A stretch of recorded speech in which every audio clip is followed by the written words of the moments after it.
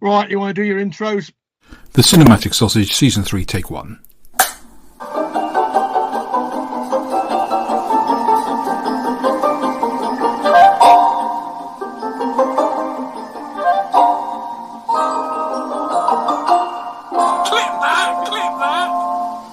G&S, everyone. You are listening to the voice of Warren H. Cummings, and this is the Cinematic Sausage Podcast. In this edition, we step back to where the British carry-on film franchise began. Broadcaster Martin Holmes revisits a favourite of his, the very first carry-on film.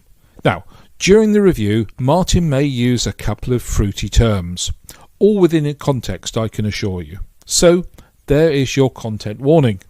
So stand by for a film about conscription, copulation and kindness, and perhaps a bonkers connection with Full Metal Jacket. This is Carry On Sergeant. William Hartnell as Sergeant Grimshaw. Shirley Eaton as Mary, a honey pining for a honeymoon, just married to a ripe Charlie, Bob Monkhouse. You want leave to get married, do you?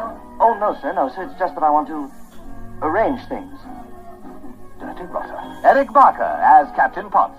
Dora Bryan, the nappy cook, who whips up a little passion with Kenneth Connor as Private Horace Strong, the hypochondriac. Why, you're so frightened of laugh, Horace. Hattie Jakes, the M.O. Bill Owen as Corporal Copping. Charles Hawtrey as Private Golightly. Hello, Martin. How are you? How am I? I'm very well, thank you. I'm ready for this bit of film. It's nice to have you back. It's nice to have the sausage back in place, as it were. Oh, thank you very much. We're sizzling in the pan. I was deeply worried when you decided to eat the sausage and stick it in the bun and never be heard of again. I blew dust off sausage, put a bit of relish on it. I think there it just is. having a break sometimes is a really, it recharges the batteries, and I think it's a good thing. I actually bake my. Do you? Do them in the oven. I must admit, I have an air fryer. I can't believe we're talking about sausages, but we're going to keep this in anyway. But I have an air fryer for my sausages. How very modern. When I didn't have an air fryer, I don't fry my sausages. They go in the oven as well. Right. If listeners, you have a different way of cooking a sausage, please let us know in the comments. However, if you choose to do it in the cinema, I suspect you will get expelculated. All I can think of is every time we talk about sausages is Strangers. Right. Where I was going to say Bullman's character is he likes obsessed. A sausage. He likes a sausage beano, as he calls it. And I just remember the time when he sat in his. He sat in his little room that he's renting, and he takes out this primer stove and puts a frying pan on and starts cooking sausages. And the room's filling up with smoke. Oh dear! Welcome to the film show, culinary section. Anyway, what do you want to talk about today? Well, no, I think I've noticed something with you. Oh, yes, noticed a little something about you. Oh dear. Yes, you have a penchant, and that's not very easy to say, about the 1950s. Oh, I suppose I do in some ways. Yes, I do. Yes. Yeah, so we've had Blue Lamp, Hell Drivers, and now that brings us on to our next one, which is... Well, generally, I'd like to address the Carry On film series generally, but specifically, I thought, well, we start at the beginning. Carry On Sergeant is what I am here to discuss with you this day. Marvellous. And an excellent choice, if I may say so myself. I did revisit it literally yesterday.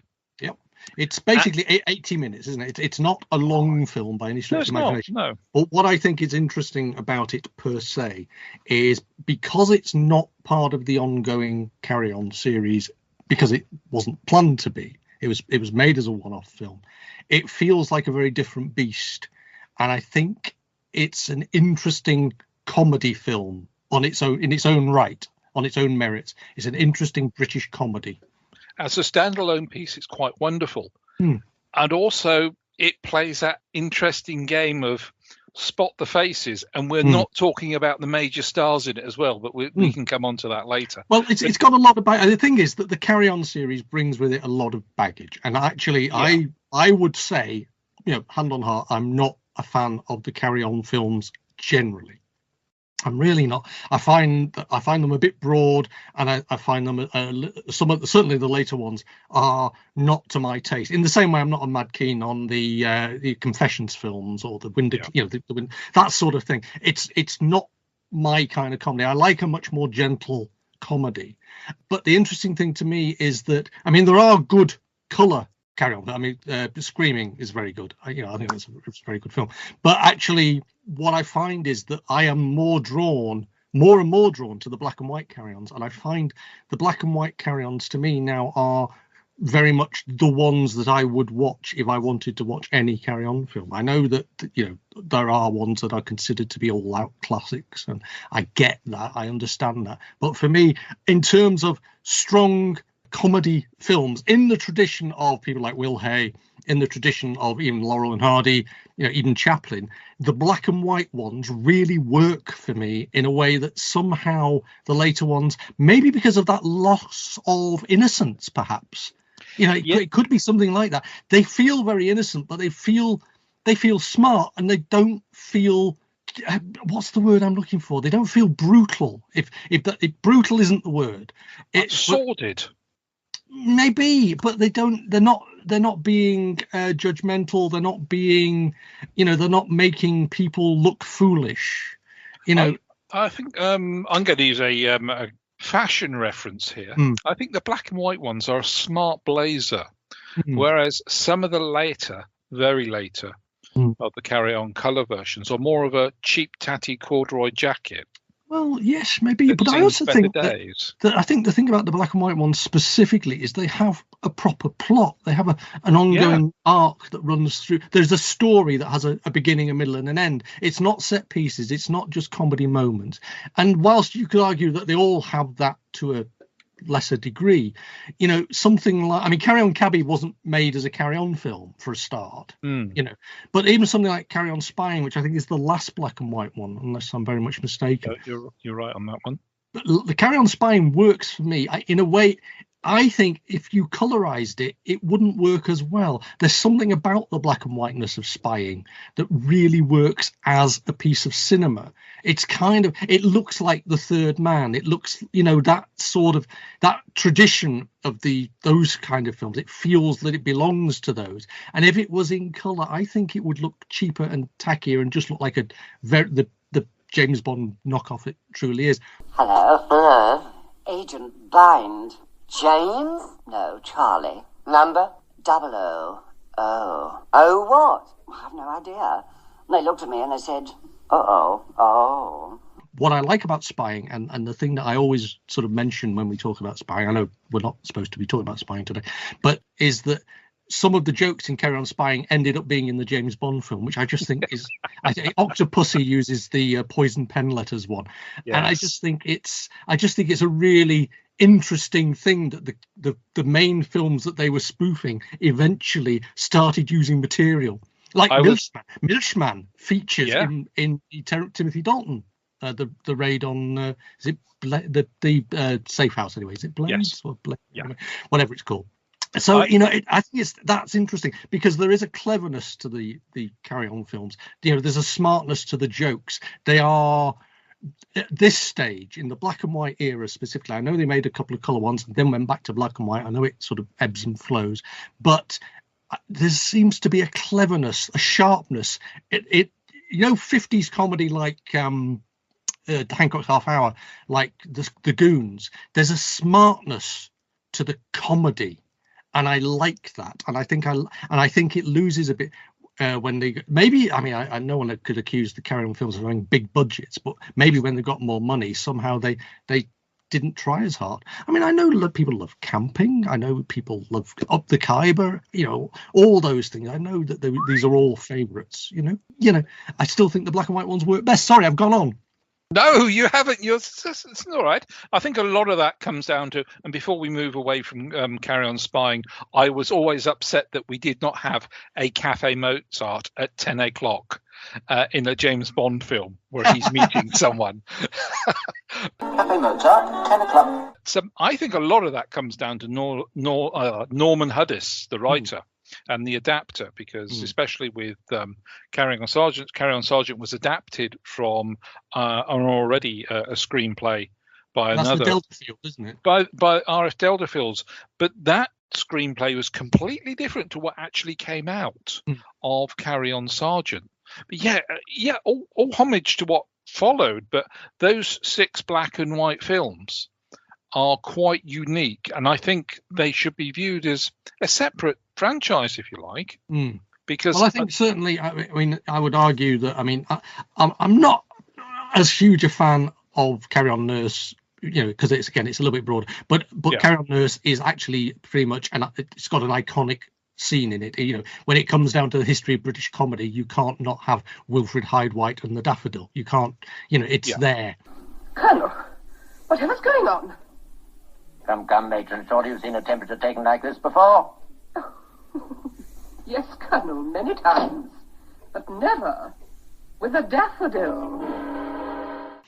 Carry On Constable, I just think, is a great little crime caper. You know, Carry On Teacher, again, you know, it's in the tradition of the Will Hay films and all that kind of thing.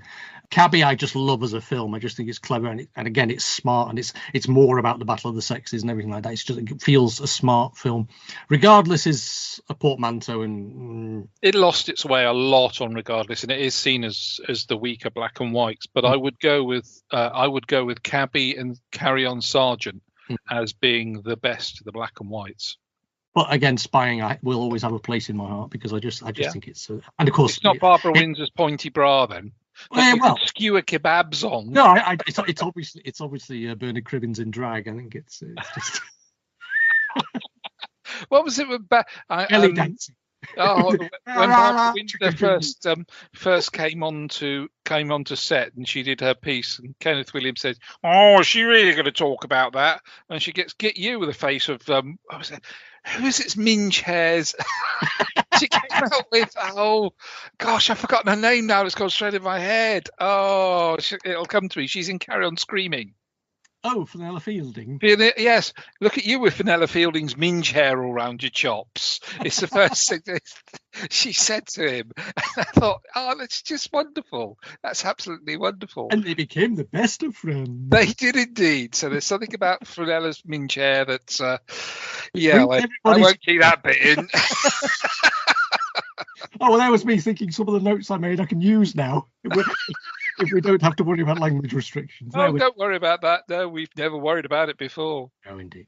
But Carry On Sergeant, 1958 film, first of, is it 27, is it? Yeah. Or 33 Carry On film? It depends where you want to look at it, because I always take that's Carry On out of it. And quite frankly, Carry On, Emmanuel is not a Carry On film. It's just tits and arse. And it's a sad indictment when we have Carry On Columbus, where quite frankly shouldn't have been made. But there we go. Yeah. I mean, I actually went to see it in the cinema. It does have one cracking line in it. My favourite is it's the bit about the shark, and it's the line where he says, "Will they swallow me whole?" And he goes, "No, I think they spit that bit out." And I think that's a traditional Carry On line, isn't it? Well, I do like that. That's my favourite line. I remember laughing absolutely out loud in the cinema to that. I wasn't sure that I may be the only person in there. Makes note of that comment to find that clip. But anyway, no, Carry On Sergeant being the first. Now, this is an interesting piece, because it's a national service skit, isn't it, when all's said and done? And it really, it isn't. When you look at the pattern, if you were looking at the formula for a Carry On film, it completely fails to take that on board. I mean, it starts at a wedding, which, and then basically Bob Monkhouse's character gets called up at the wedding, and then it's a lot of montages, you know, because basically this is a training film in some ways, and you have to bear with me on this. If you watch the first half of Full Metal Jacket, there is very little difference. I've now seen Hartnell going, "This is your gun." I'm going to read the rest of that out. the actual structure of it is. No, it is. You're right. Carry On Sergeant is very, very similar to the first half of Full Metal Jacket. Again, fascinating and possibly bonkers as an idea, but it feels right. Now, the other thing, of course, is that... Are you trying to imply that Carry On Sergeant laid the foundations for most modern day... Absolutely. Post Second World War combat films? Absolutely. The structure is exactly the same, give or take. I mean, obviously, you don't get someone blowing their own head off. It's a Dirty Dozen, isn't it? You have that training montage during that as well. I mean, it's easy to see patterns that aren't there. I get that, but actually, it's very much It's the naive people. They arrive, they are transformed, they get the kit. All the beats are there that are in all those other films, and I just think that is a fascinating. It shows the strength of that original script for a start. Join Bob Monkhouse in Full Metal Jacket. Yes, but I think the other side of that is also to take that idea and remember that at this time Granada were making the Army game. Yes. And I think this is in the period actually when William Hartnell had been in the Army game, but hadn't returned to the Army game. So this is actually, and there was an Army game film made. So again, forces comedy. I mean, when you think about it, the Americans were also making Bilko about this time. Yep. So the Army comedy was quite rich because national service was part of everybody's vocabulary. Yeah, I mean, for those of us who don't know, national service ran from 1949 to 1960, but it wasn't all flowers and excitement and training. Not only that, the people who were called up in 60 would have carried on till 63. So yeah, because originally it started off as 18-month service, but it could be extended anything up to 3 years. I mean, we lost a lot of service people during Cyprus, the Korean War, and of course the Suez Crisis. And if you watch a show like Red Cap, of course, you actually realise how ubiquitous the British Army were in the days of Empire and the days of the Commonwealth. They were sent all over the world, and these were this. I mean, again, this is played for comedy. This film is played for comedy, but the actual training. I mean, when it comes down to it, what this film does is it's a confirmation of the idea that warfare is a good and improving thing for young men to be trained for. Oh, it's character building. It will make a man of you. That type of attitude. Even if it's Charles Hawtrey. I want to bring Hawtrey up later because there's an interesting aspect. Unless you want to bring Hawtrey up now. Well, I think what is interesting is watching this film as I did for this again. You realise just how young all the actors were. I mean, Sid James isn't in this, so you're knocking the average up. But but the young Kenneth Williams. I mean, Kenneth Williams would have been known from Hancock, but young Kenneth Williams. I mean, Charles Hawtrey had been around for a long time as a child actor, and in all sorts of Powell and Pressburger appearances as well. He was a known. So he must have been knocking on a bit, but he still looks incredibly young in Carry On Sergeant, and of course people like Norman Rossington, who again they all look like children. It's bizarre. I mean, let's face it. Bill Owen looking young. I've never seen Bill Owen looking that young. No, and Bob Monkhouse. I mean, you think about Bob Monkhouse and his career, and if you know him from all those quiz shows or what have you, but actually Bob Monkhouse as an actor. I mean, I think he didn't carry on with the Carry On films, ironically, because he went on. He had his own film series. He was seen as the lead in the Dentist films.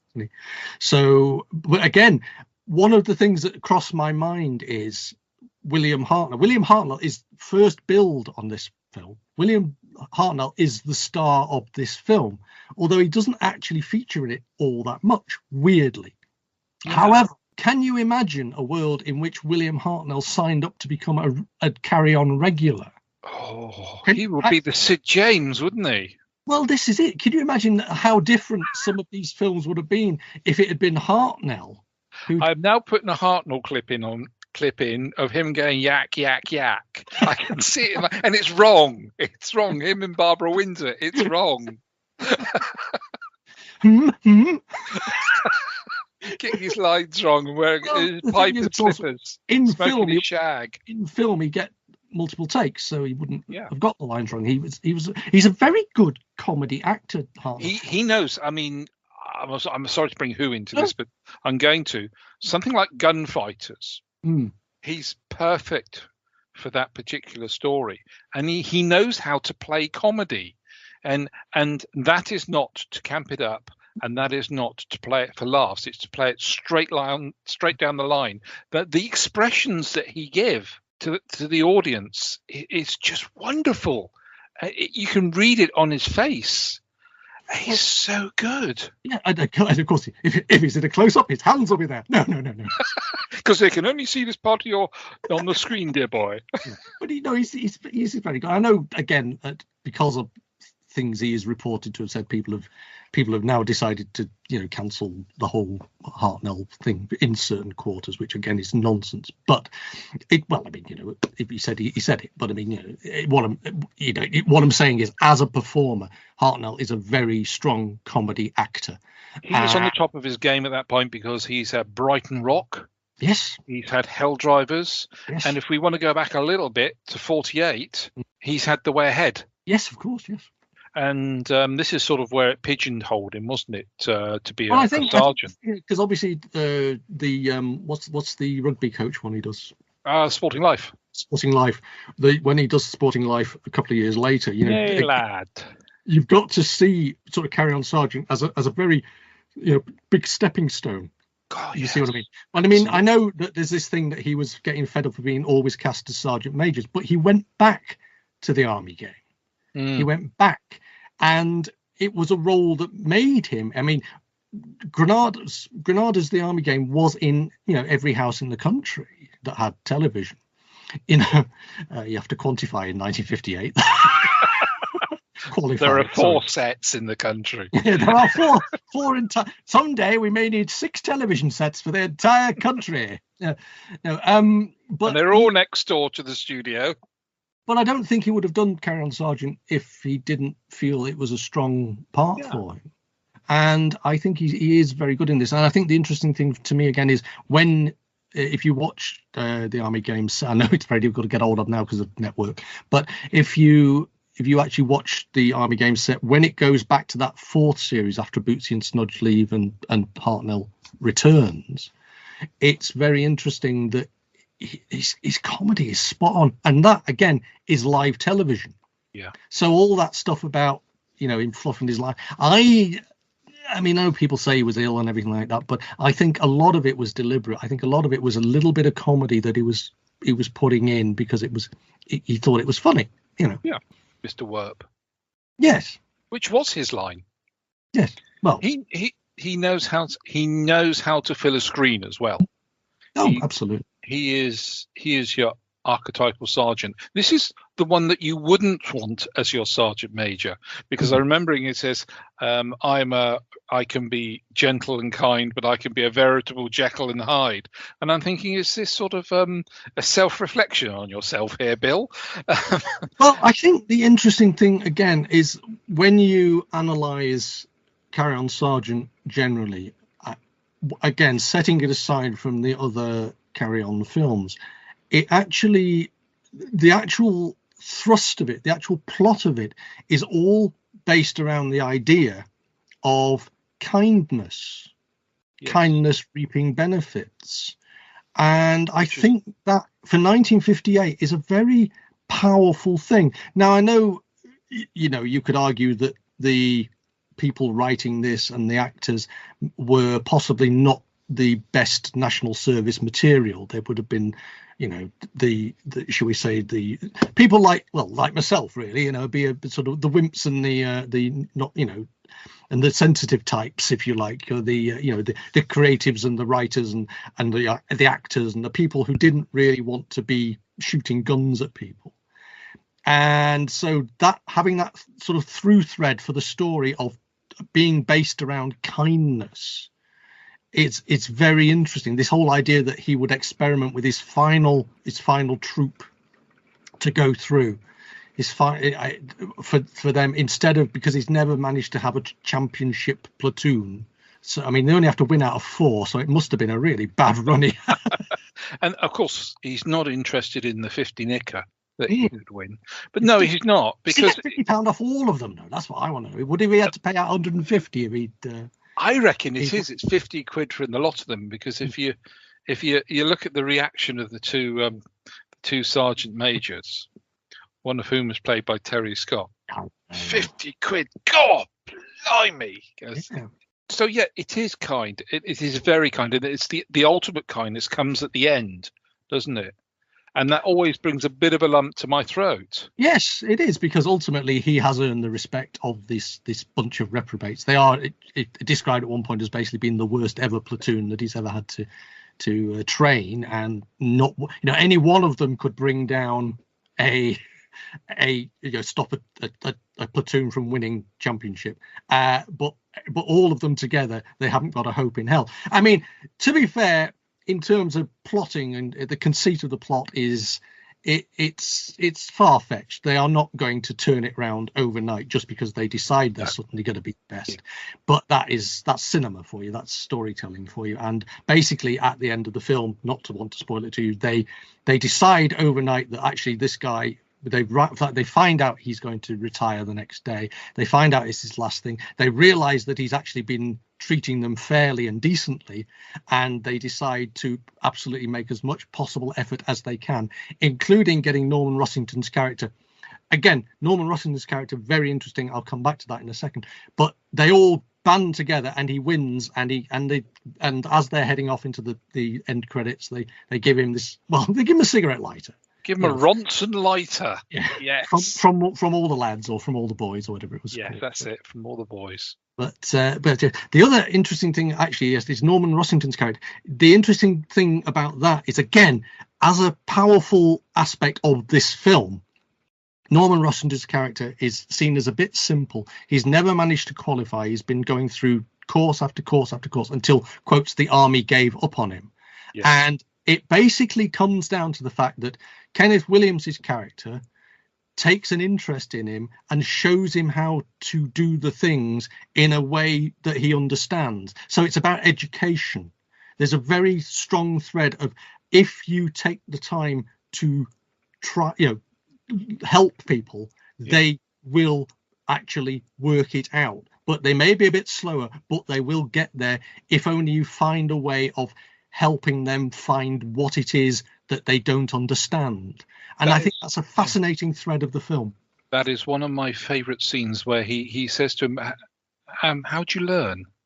How do you read? How do you learn? How do you become intelligent? Because all the way through the film, we've seen Kenneth Williams is he's used quite sparingly, but as quite he comes across as, he's distant, almost arrogant in his attitude. Why? Why? Don't ask why. Do as you told you in the army, son. Oh, not quite.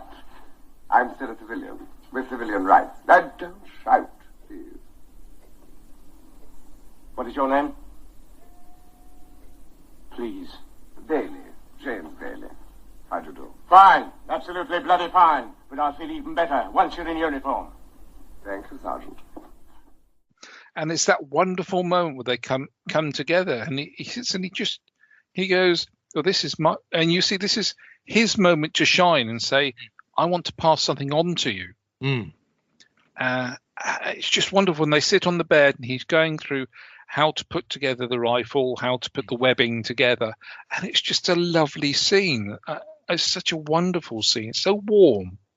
Human, I think it's possibly, if you wanted to find the most beautiful scene in a Carry-On film, I suspect that really would be up there. Setting aside all that, it's just a very human thing, and I think it's very well written, it's very well performed, but actually the underlying message of that is very strong.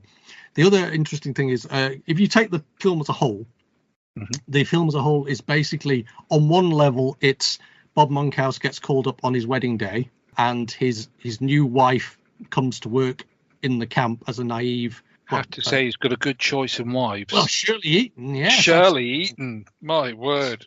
Get that gold paint out, boy. Yeah, but there is again, there's an interesting subtext to the film generally here, is how incredibly odd the British are about sex. Yes. There's this, everything's a bit, basically there's a whole lot of thing about they're so coy about basically, you know, a lot of the first part of the film is about them getting together so they can have their proper wedding nights.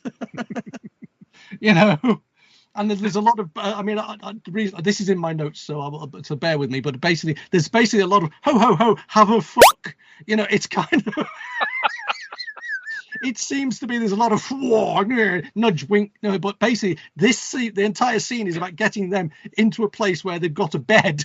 Yes. So he can Copulate. deflower.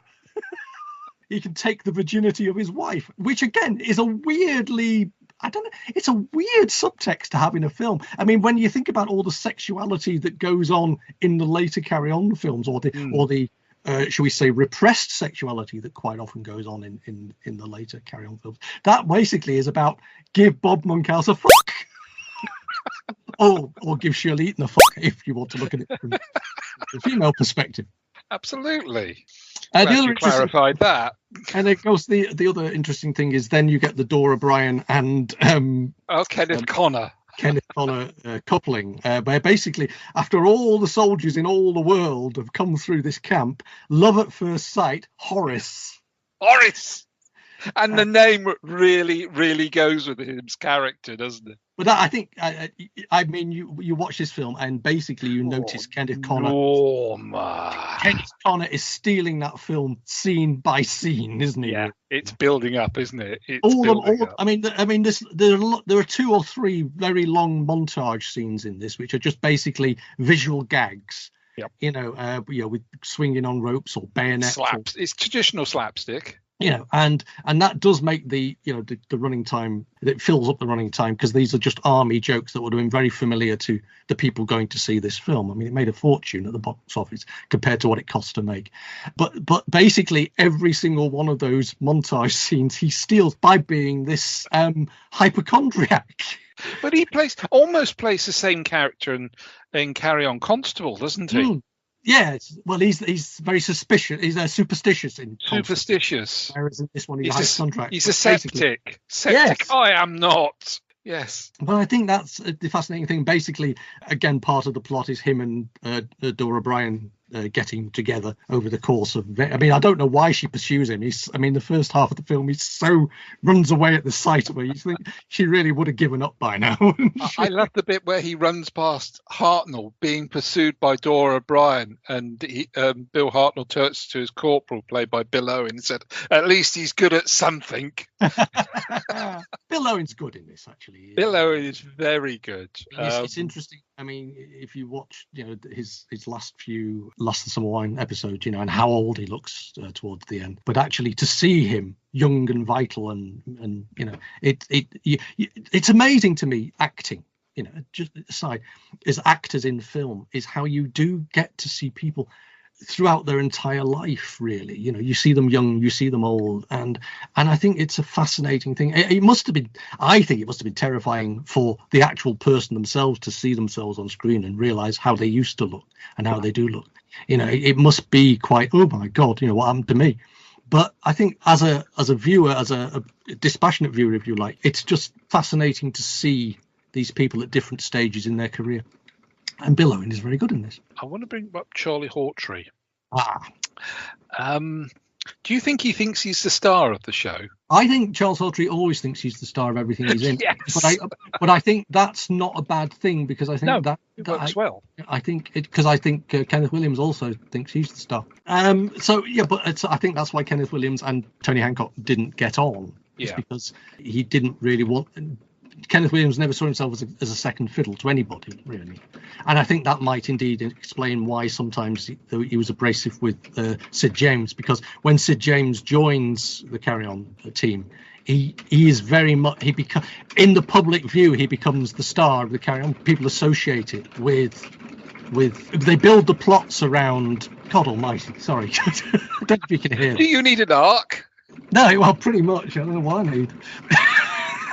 But they start to build plots around Sid James, and he becomes the core about which the plot comes. And whilst Kenneth Williams is always associated with the Carry On films, he's sort of seen as he's brought in as a grotesque sometimes. He's not. Yeah. He's never really the lead, if you see what I mean. Certainly not after the black and whites. I mean, I think the last time he's really properly the lead is Spying. Yeah. It's such a shame, really. Yeah, I think, again, I mean, maybe he wasn't his own, maybe he wasn't his own best friend in these things. I think he didn't serve himself well sometimes. I mean, antics aside, But I think just sometimes that it was possibly they weren't, because he might say, "Oh, I'm not going to do another one." They wouldn't write his character, and then suddenly he'll decide to do it. I mean, I think his character is in Cabby. He was supposed to be the is it Norman? What's his name? But anyway, the guy who's the shop steward in Cabby was written with Williams in mind, and then when Williams said he wasn't doing it, they sort of cut that role back a bit.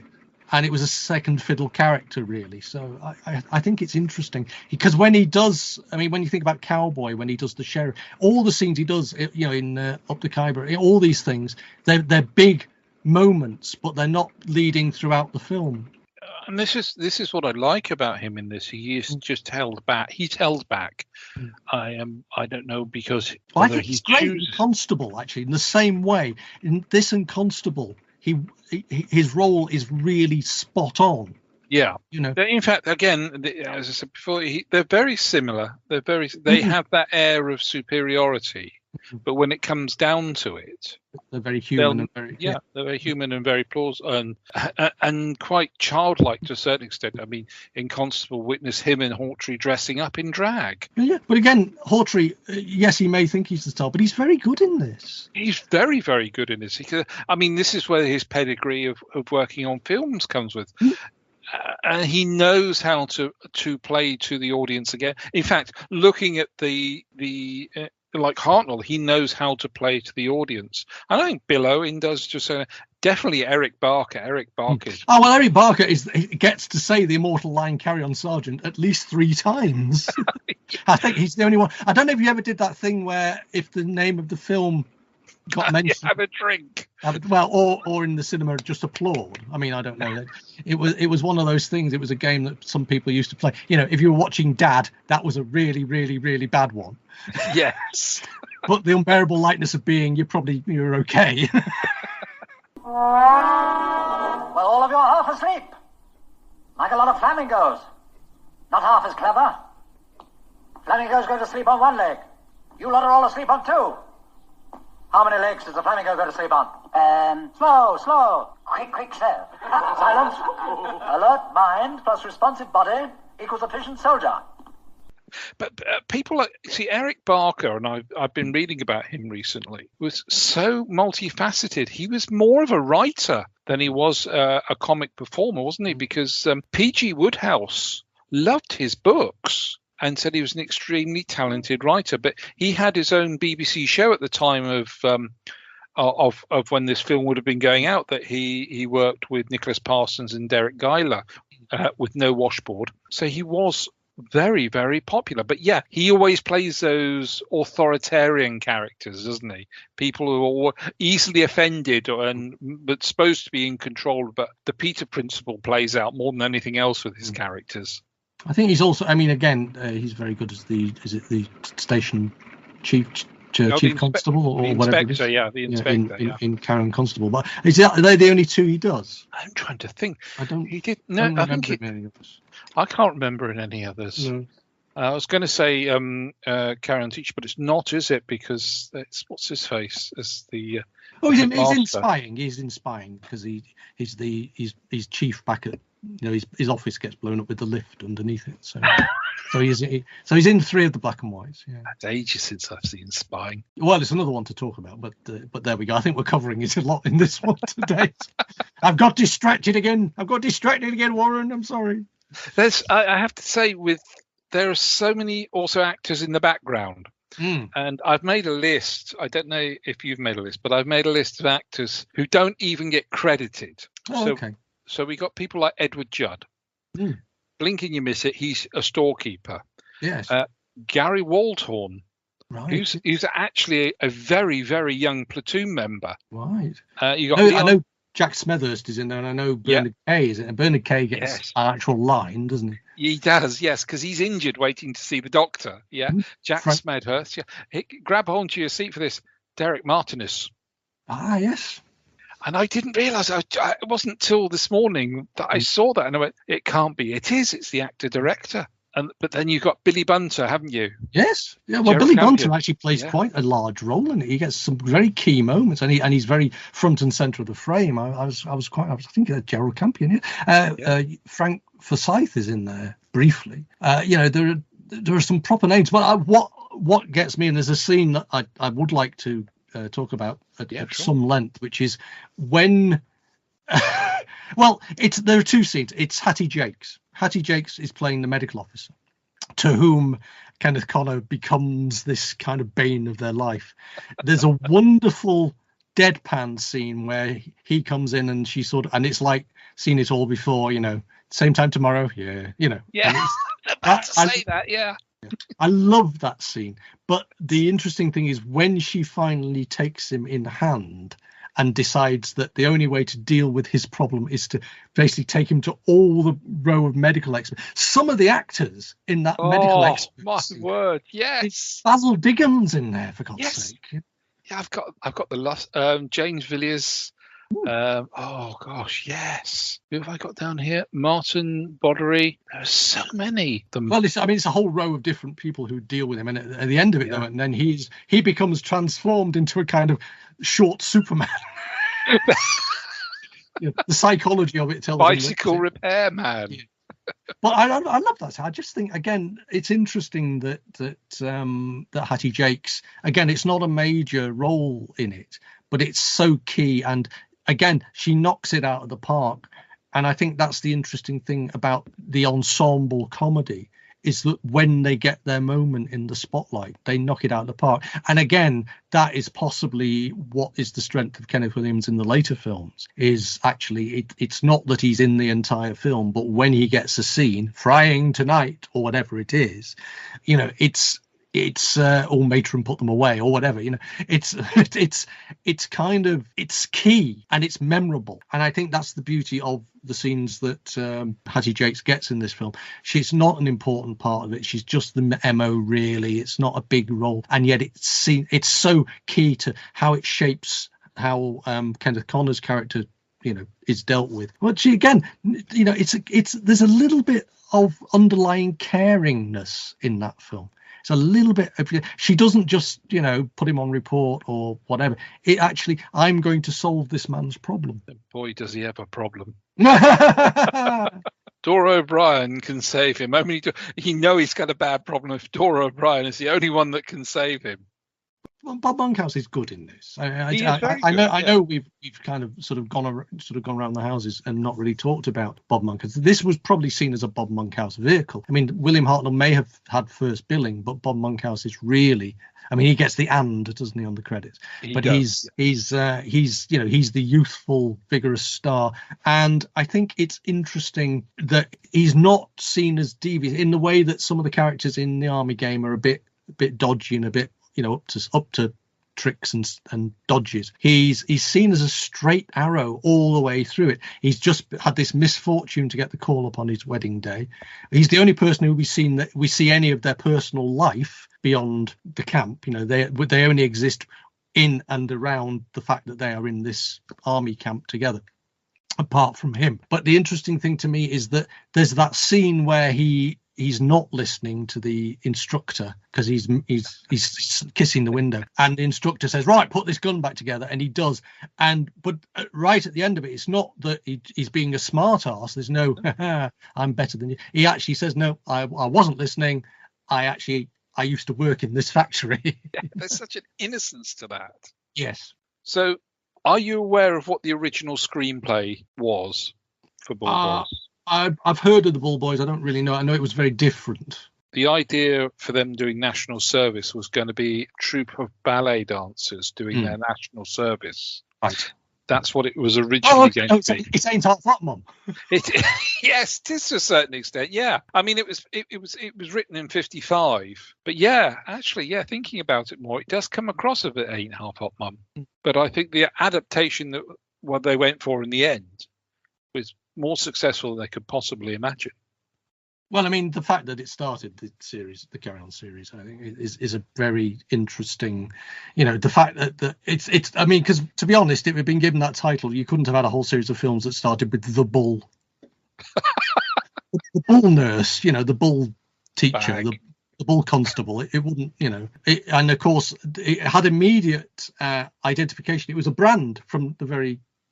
I mean, there is actually, isn't there? Carry On Admiral is a film. There is. Carry On Admiral was, I think it's either late 40s, early 50s.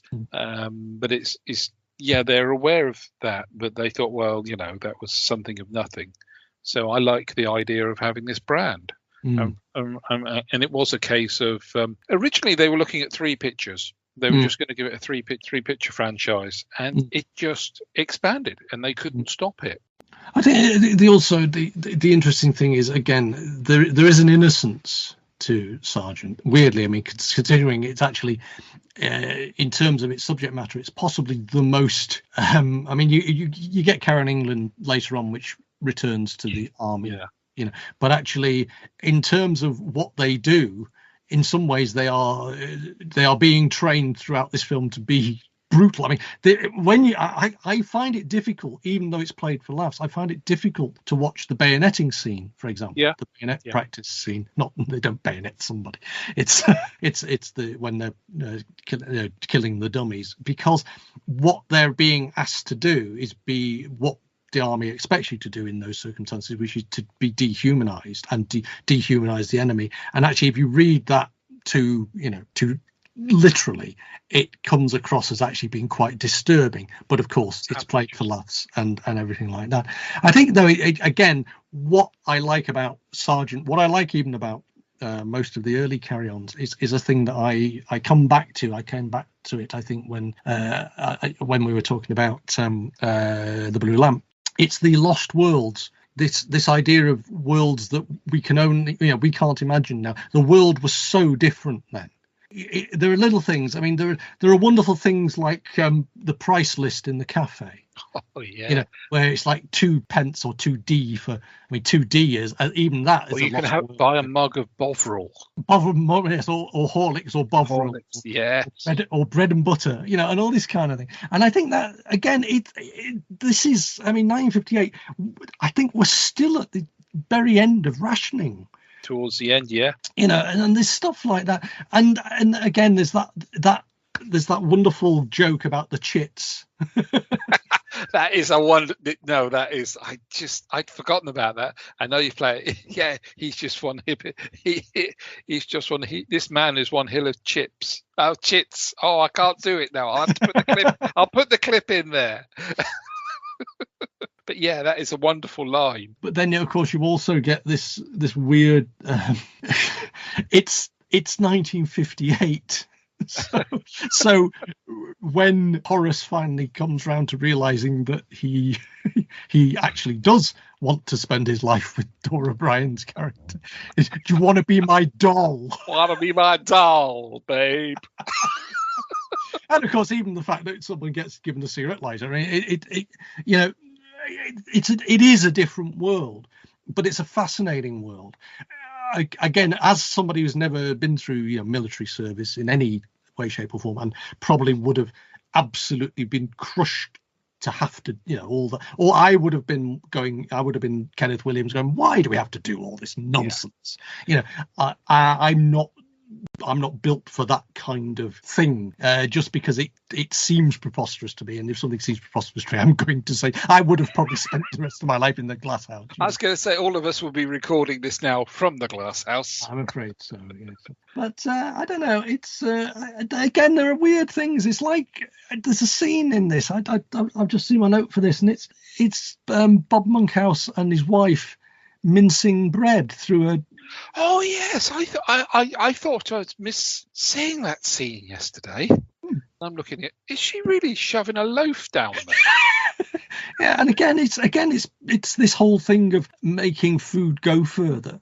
That was part and parcel of the 50s life. I mean, all the other stuff. I mean, I always liked the fact that the old cars and the old fashions and everything like that.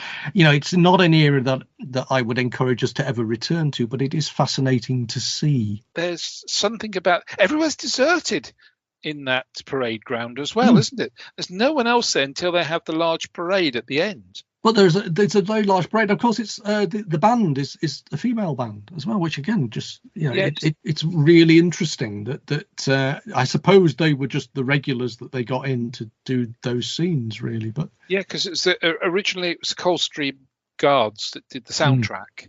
But yeah, I didn't realise. Yeah, there's the she taps her stick, doesn't she, on the side of her leg, and away the ladies go. And then all of a sudden, from nowhere, all these soldiers appear marching across very well. And of course, basically, any film that in the end, even if it's by mistake, has William Hartnell being woken up by Shirley Eaton in the middle of the oh no, it wasn't. It was Bob Monkhouse running up, blowing him a kiss as he did so. Yeah, but didn't she go in first and then she switched the lamp on, saw Hartnell, and went, not having any of that. Yeah. Switched off. But she went one way. Bob came in through the door, and she thought, well, I'm not going to warn him. And one final is the kit scene. When they're all being issued with their kit, and how amusing is that generally? And that must have been just one of those familiar jokes to anybody who'd ever been through the army. But it's when it's when Kenneth Connor has to be kitted out in record time. He shoots down that. And it's not that scene in itself that I find particularly, because it's just speeded up, and it's the fact that they've been told they can knock off. And then suddenly they're not allowed to go on their break until this last man is done, and it's just that wonderfully British. Oh yeah, go on! I know they through as fast as you can. It's all these people walking off because they want to have a cup of tea, and it's just this suddenly they've got to go back to work, and the sheer reluctance in all those actors, it's wonderfully done. But overall, I do think, setting all aside, those are elements, and it is a fabulous cast, and then it is, there are some astonishingly interesting. If you're a fan of just actor spotting, there's an awful lot of really good moments in there, really good faces to be seen in there. And again, this is a lot of them at the very beginning of their career. These people who will turn up in all sorts of films and TV throughout the 60s and 70s. But I just think overall, as an 80-minute army comedy, as a feel-good film, I just think you can't beat it. It probably took 3 or 4 goes for the Carry On series to reach the heights of this again. It's a really solid film. It's a really solid British comedy film. And I'm not a huge fan of comedy. If I'm going to come on a show like this and talk about films, comedies are not what I'm going to end up talking about. But I just think it's such an enjoyable less than hour and a half of your life, and it's really worth seeing.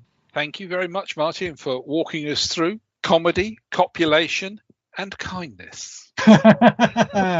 Martin, thank you very much indeed for joining me. Yeah.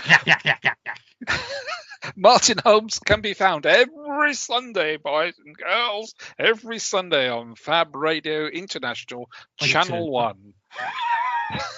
If he turns up, live from the Apollo. Well, it's not live. It really isn't live. He's every Sunday. And you can't trust me with live if you don't just listen to this. I could have a couple of bleeps in there, I know that. But no, he's every Sunday, and he's found on Vision on Sound, and he's found all over the place at the moment. He does A to Z of television. He's been flashing with Gordon. He's been doing all sorts of things. Martin, thank you very much indeed. Thank you for joining us for this edition of The Cinematic Sausage. My voice still belongs to your host, Warren H. Cummings. If you've enjoyed having your eardrums tickled, you might want to check out our back catalogue. Now there's even an edition where I carry out a whistle-stop visit to the Carry On Films franchise in its entirety. If you've enjoyed what you've heard, please share the link and pass the word and give it that like button thumbs up. Thanks for the listen, and join me again next time here on The Cinematic Sausage.